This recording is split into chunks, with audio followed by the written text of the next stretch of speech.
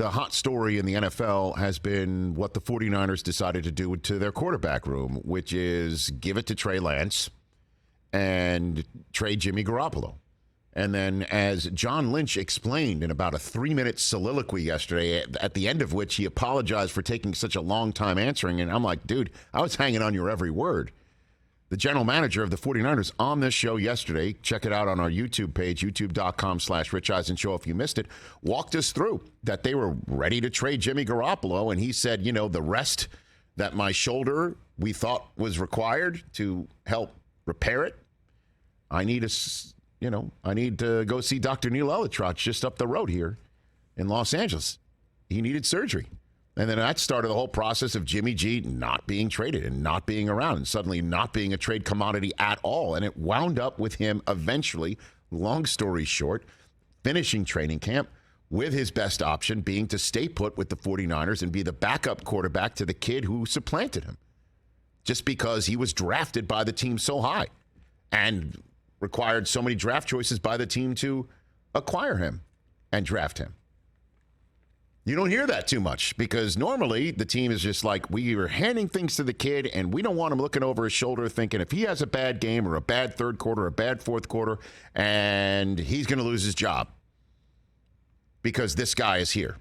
And we don't want to give the indication to the veterans in our locker room that we're kind of half in with the kid because we still have the guy who took us to the Super Bowl a couple of years ago and almost did last year still sitting there. And we also don't want the guy who took us to the Super Bowl last year, 2 years ago or 3 years ago and almost took us last year to think that the job could be his because we have no intention of turning to him if the kid struggles because the kid's going to most likely struggle. You don't ever hear this. And so, you know, John Lynch said yesterday on the show what Kyle Shanahan said earlier in the week is that they explained it to everybody. Trey, you're still the starter. A guy in Jimmy G who's been around here is going to be here. And he said, cool, according to Kyle Shanahan. He said, I'm in, according to John Lynch. And they told Jimmy G, if you want to come back, cut your salary and be the backup and support Trey as any backup would. And, of course, get in there if he's hurt. You're up for that? He's like, yeah, I am. And John Lynch said they reached out to 15 members of their leadership committee in the locker room and said, this is what we're going to do. And they were all like, we're in, we're supporting. And we're all of us in the media are like, really? Because we never heard this before. And you, Chris, you're like really skeptical. You think that really Shanahan's, you've said on this program, you think Shanahan's going to lose his job over this. Well, you said he could lose his job over this. I said this could go south for him. If it doesn't go well, it could get him got. And I think that the owner loves his coach and his GM, and if there's anybody who could survive this, it's them.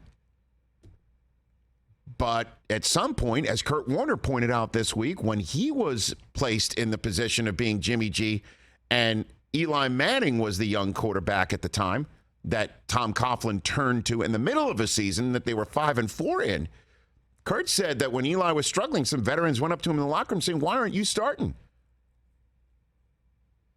So doubt is there, and there will be lots of conversations on shows like this one as to how workable it is.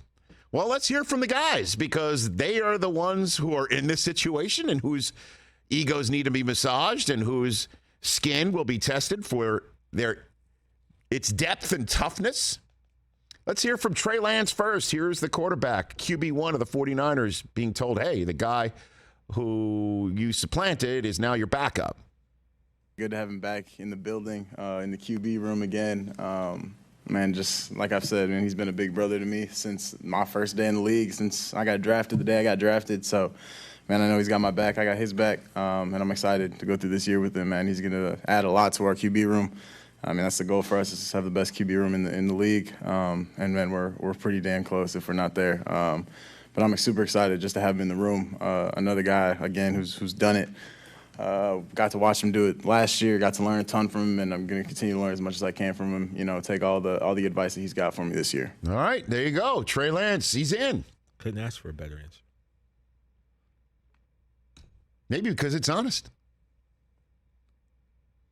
Let's hear what Jimmy Garoppolo's got to say. Jimmy, you take the stage, sir. I mean, me and Trey, honestly, I know a lot of stuff gets made in the media and like that, but we have a good relationship, man. It's so I mean, everyone could say what they want and everything, but I mean, we went through it last year. It's very similar to this situation, so it's not like we haven't done it before.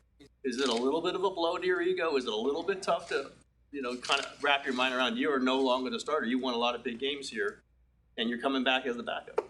I mean, yeah, if that's gonna take a blow to your ego, you got to check your ego a little bit.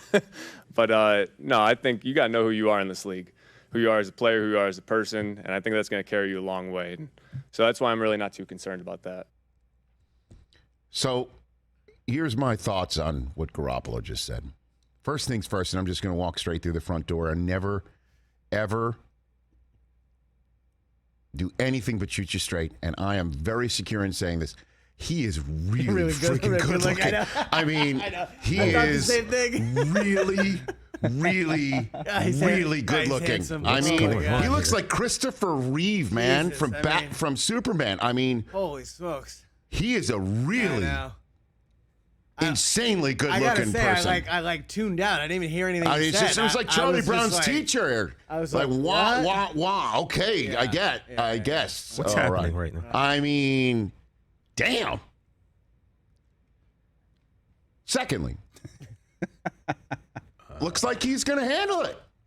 He has no choice. Well, he had a choice. He had a choice to be cut and find a new spot. He had that choice. He had the choice of being cut and find a new spot and wind up maybe in Seattle or sit around the house and run the risk of no one would come get him. Right. He made the choice of, I can stay put and help these guys out. I love the teammates. I love my guys. I'm going to do it. And I'll check my ego at the door. And I will help Trey Lance. And I will walk around, and my guys love me. I love them. I'm not walking around here less than. I know my value. I know who I am. I know how insanely hot I am. And so, yeah. I still have to say it a little bit higher register. Maybe it's going to work out after all. We've reached the higher register point of maybe it's going to work out after all. I mean, we need to see it. I mean, they have a tough first month, and so put up the schedule. Put up the schedule. Put it up on the scoreboard here on the Rich Eisen Show. The first two games you have. Who's number 32 on your burning questions?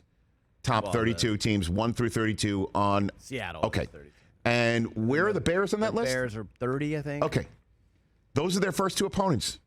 At Chicago, I get it. Home for Seattle. Then it's Let's Ride. Yeah. Let's Ride on Sunday night. Okay, because clearly the NFC West can't quit Russell Wilson, nor he them yet. And then the first of two against the Rams in the first 8 weeks. That includes a visit by the Chiefs. And then trips to Carolina and Atlanta. With all due respect, in my mind, the lower half of the NFC South, these are some winnable games that Lance is going to have to go ahead and prove himself. And I would expect 4-4 at the bye, wouldn't you? 4-4 at the bye is absolute. Check that box, man. And that doesn't, by the way, 4-4 at the bye if Lance is healthy does not mean Jimmy Garoppolo starts a single game. No, you're totally right. So that's all I'm saying. But you drop one at Carolina, suddenly you lose in Atlanta, and it's 3-5. Or they've also won 6 straight against the defending Super Bowl champs in the regular season. Go to Kansas City and win. You never know. So maybe they're going to make it after all. Yeah. Here we go. Come on, push it out. Everything you got. Oh my God, what are we doing? Everything you got.